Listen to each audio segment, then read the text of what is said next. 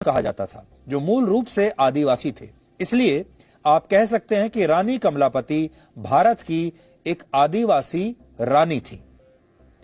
आपको जानकर हैरानी होगी कि 60 करोड़ साल पहले दुनिया में एक सुपर कॉन्टिनेंट यानी एक बहुत बड़ा महाद्वीप हुआ करता था, जिसका नाम था गोंडवाना,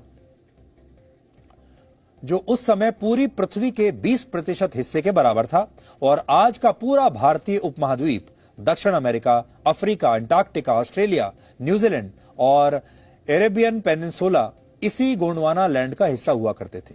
लगभग 20 करोड़ वर्ष पहले पृथ्वी के नीचे मौजूद टेक्टोनिक प्लेटों के टकराने की वजह से गोंडवाना लैंड टूटना शुरू हुआ और इस दौरान ये सारे देश, महाद्वीप और उपमहाद्वीप अस्तित्व में आने लगे। और इस सुपर कॉन्टिनेंट का नाम गोंडवाना गोंड आदिवासी लोगों के नाम पर ही रखा गया था, जिनकी पहचान मध्य भारत से जुड़ी हुई है, ऐसा माना जाता है।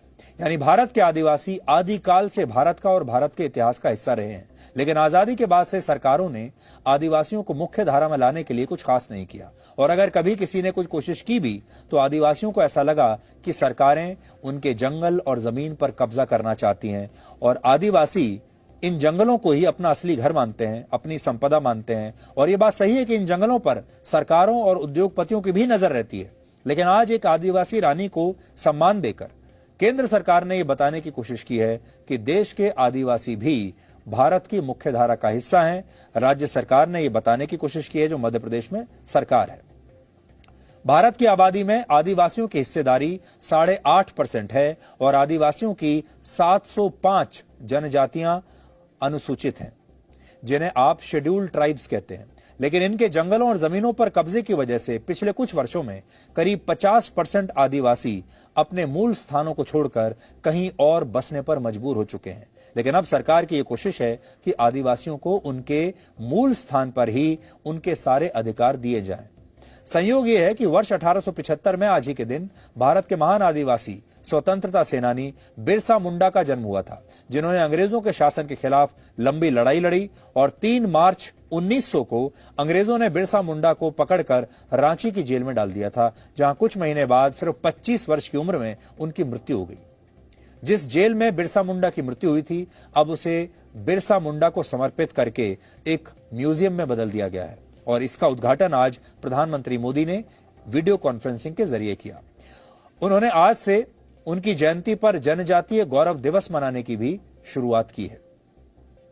आजादी के इस अमृत काल में देश ने तय किया है कि भारत की जनजातीय परंपराओं को, इसकी शौर्य गाथाओं को देश अब और भी भव्य पहचान देगा।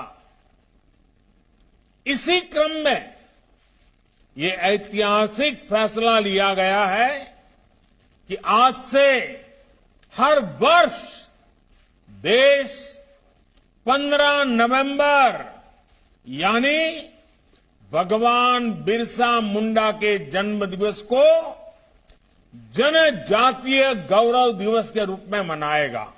आज इस महत्वपूर्ण अवसर पर देश का पहला जनजातीय स्वतंत्रता सेनानी म्यूजियम देशवासियों के लिए समर्पित हो रहा है।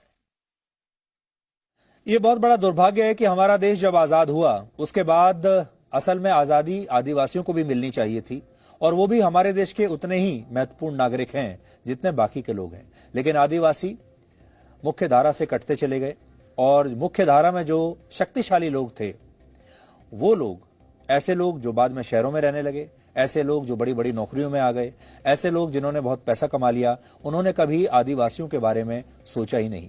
आदिवासी इन जंगलों को अपना घर मानने लगे, इन्हीं को अपनी संपदा मानने लगे और धीरे धीरे हमारे देश का जो शक्तिशाली वर्ग था वो उनकी नजर भी इन्हीं जंगलों पर पड़ गई।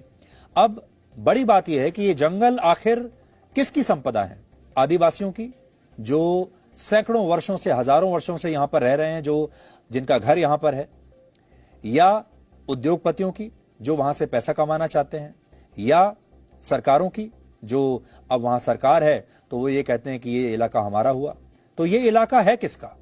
ये एक बहुत बड़ा विषय है और इसीलिए हमारे देश के जो आदिवासी हैं वो परेशान रहे, वो दुखी रहे और आज भी बहुत अलग अलग तरह के जो विरोध प्रदर्शन होते हैं, जो अलग अलग तरह के मूवमेंट्स चल रहे हैं, उसका एक बहुत बड़ा कारण ये भी है कि आदिवासियों को कभी हमारे देश में न्याय नहीं मिला।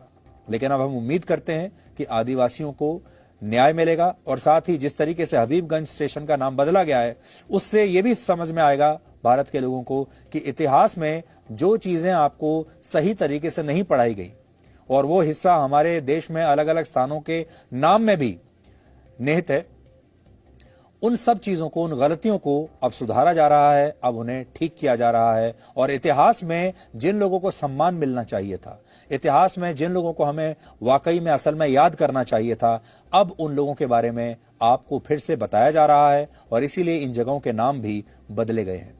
Presenting